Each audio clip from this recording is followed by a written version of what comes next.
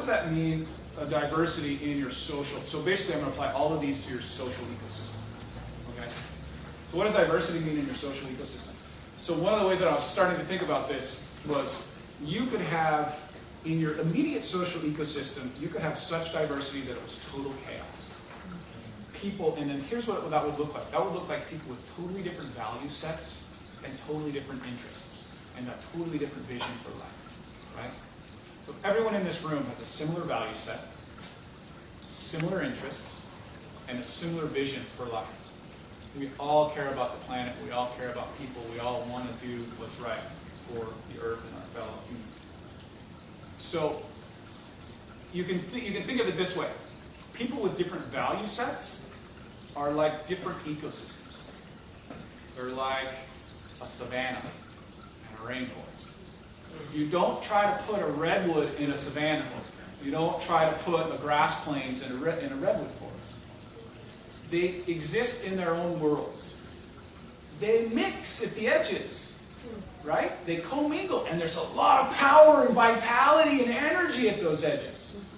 But they don't cohabitate because it's total chaos. Their roles are not consistent with that. So in your social ecosystem, you want to have people who do share your values, who do share your vision for life, who do share your interests. They don't have to be the same. They at least have to have threads that connect. But you want diversity within that. You want really diversity of roles within that so that the person who's a great saver is in your ecosystem, especially if you have a hard time saving money, or that person who's a really great communicator is in your ecosystem and when you're more of a programmer type. So you want to have a diverse ecosystem of people in your world that can bring forth that wisdom of a fully functioning ecosystem. And all of these, when you have that diversity and they're bound by common interest, you'll see it. Start looking for it. You'll see it. And those organizations and groups and people that have that, they thrive. Because they have all that input that they need. They have that diversity, that interconnection that they need. So that's one. Secondly is self-replicating. I've said it a couple of different ways in the things that I wrote here, but what makes life life?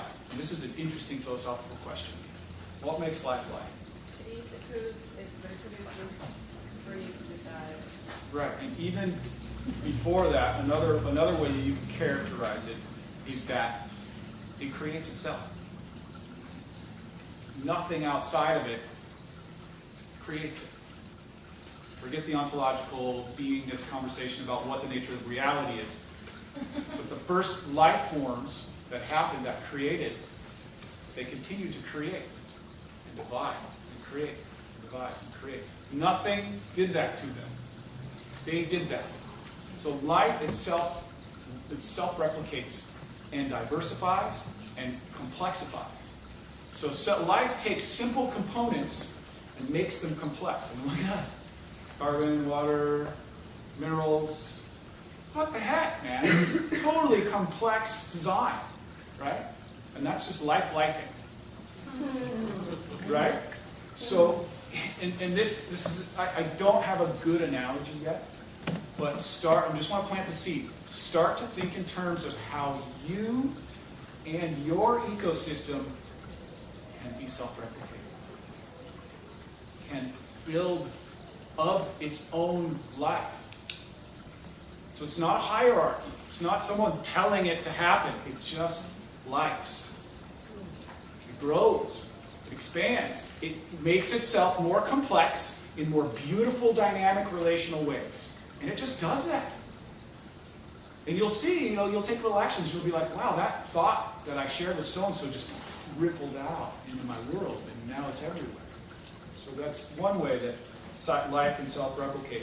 Again, it's fractal. Ideas are like lives. They're like life. It goes out and self-replicates sometimes. The really powerful ones do. And negative ones do too. Excuse me. So another way to say that is that life is, in doing that, it's always net fertility enhancing. So it always leaves more life, more space for life as it produces itself. Is this still part of self-replicated?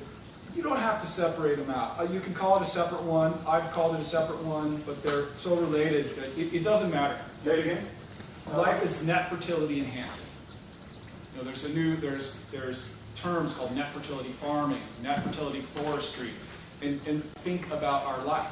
We want our life, our goals, our social ecosystem to build upon itself, to grow. So a simple way to think about that is, am I giving to my social network? And my social network giving back to me?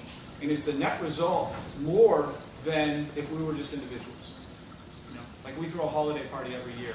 And that is a tangible experience of a net result of this joy and abundance and celebration that is a mutually life-enhancing experience. It's for the long term. Life is always for the long term. Things that are short-term oriented die out. Boom. So more you want your goals and the relationships. So this is an interesting thing. I didn't think I never thought about it saying it here, but what if you related to your relationships in a longer term way? Like we have a cultural disease of short-term orientation in the sort of mega city world that's evolving on the planet.